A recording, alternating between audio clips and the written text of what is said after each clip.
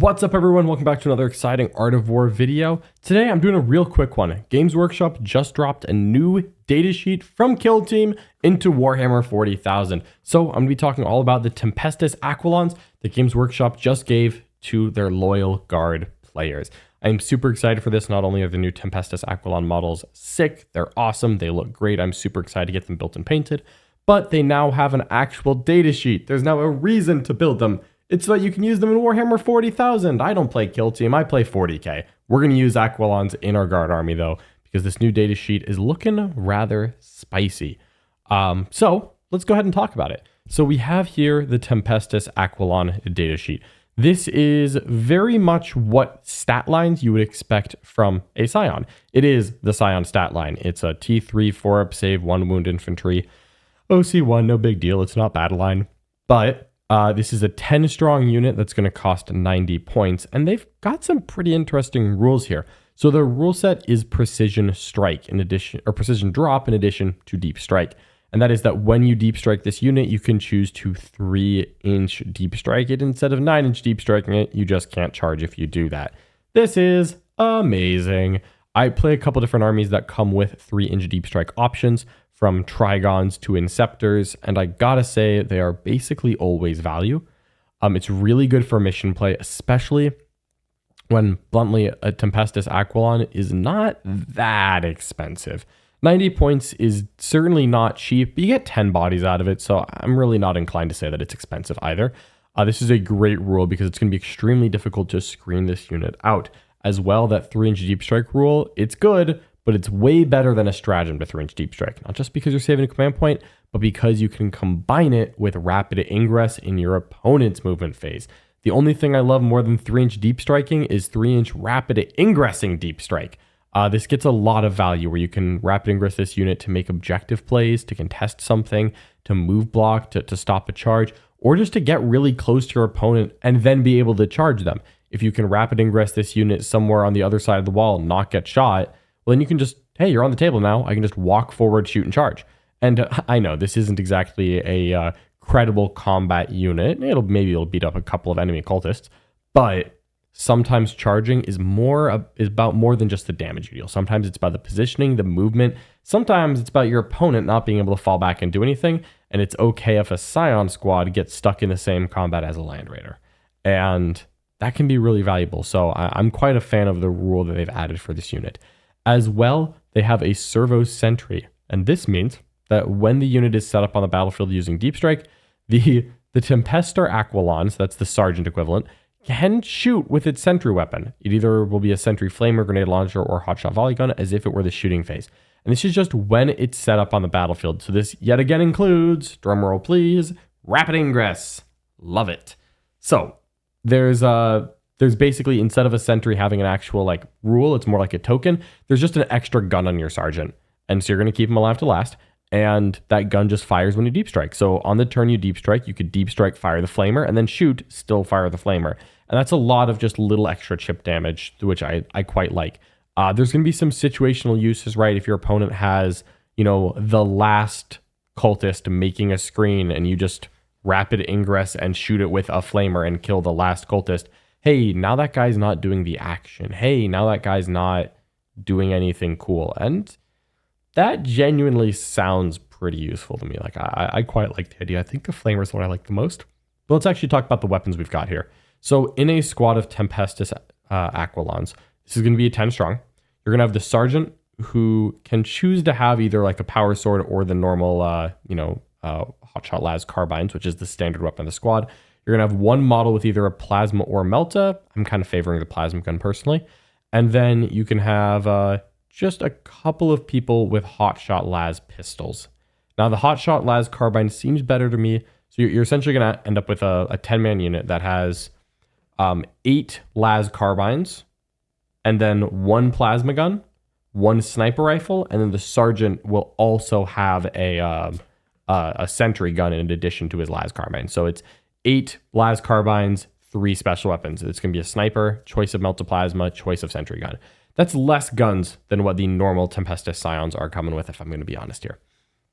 When we look at these actual weapons, a hotshot las carbine is 18-inch 2 shots and assault instead of a normal, and then it's, ballistic skill 3, strength 3, AP 1, damage 1. So it's similar to a hotshot las gun, but it's 18 inches 2 shots instead of 24 inches 1 shot rapid fire, and it has assault. For my money, I like the las carbine better.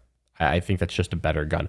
And also because it shoots at full effect at 18-inch range, it means you can deep strike a little bit further away from something you want to shoot. You can still deep strike close to something else, of course, and get full effect, which I like. I find that if I'm rapid firing the plasma guns and firing the melt guns of a normal Scion squad, occasionally those las guns at the back are actually out of rapid fire range just due to physical space limits. So I like this being 18 inches on most of it.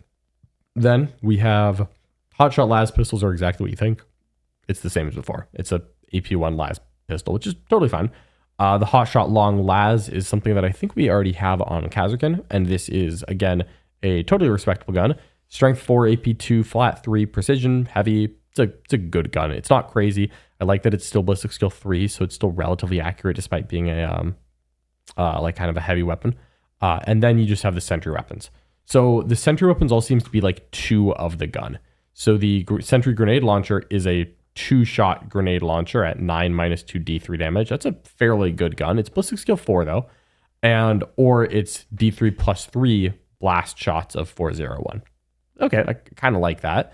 The hotshot volley gun is 4 shots of 411, ballistic skill 4, rapid fire 4, and it's 30 inches, so it's going to rapid fire at 15. I like that. That's 8 shots on the drop and then 8 shots when you shoot us. That could just be 16 shots at 411. Pretty spicy. The flamer is D6 plus 3 flamer. So if you just land, shoot, then shoot, you put out 2d6 plus 6 hits, which is, again, very respectable for just clearing out like Eldari Rangers and cultists and things of that nature.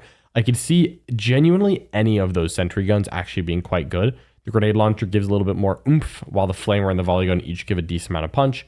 You're getting usually more hits out of that sentry flamer, but you don't have the AP1, but you do have Ignorance cover. So for my money, I expect the flamer to be the better option. I think flamer or grenade launcher, probably flamer, just because I like auto hitting.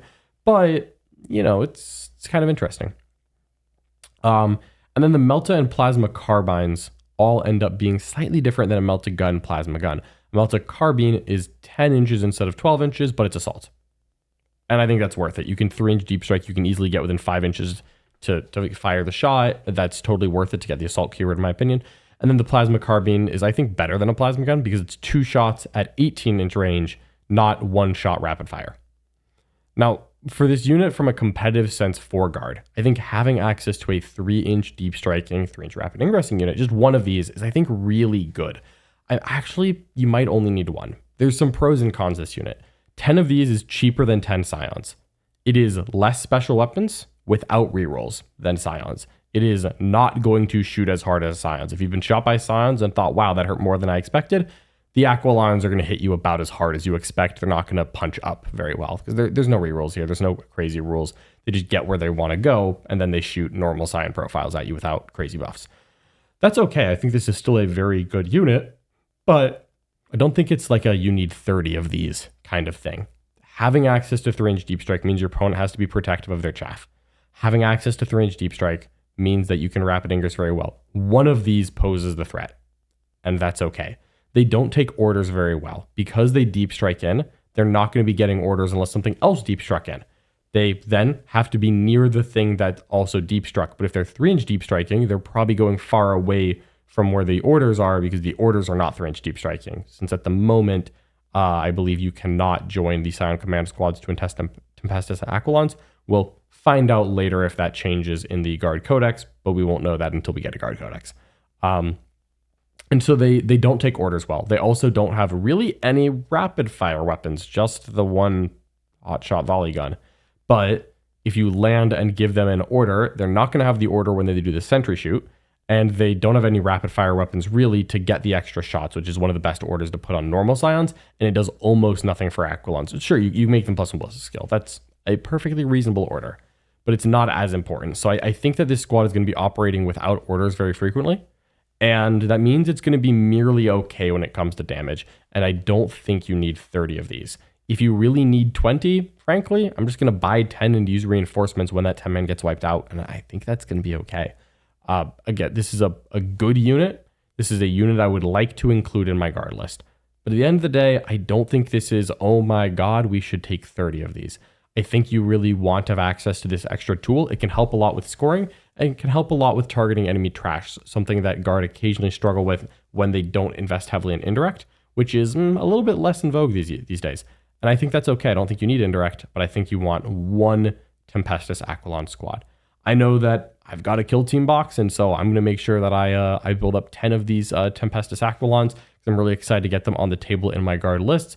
But until we see that guard codex, I don't think I'm going to be including 30 of these bad boys. I think 90 points is a good price. It is cheaper than normal Scions, but normal Scions are better. They hit harder at least. Lacking the 3-inch deep strike is, I would love to have both, but I'm okay with them just being normal 9-inch deep strikes and hitting very hard. So I'll probably take a mix of Aquilons and regular Scions.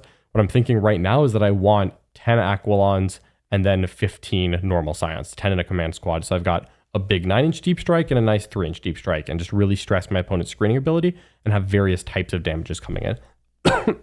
Overall, though, I'm quite pleased.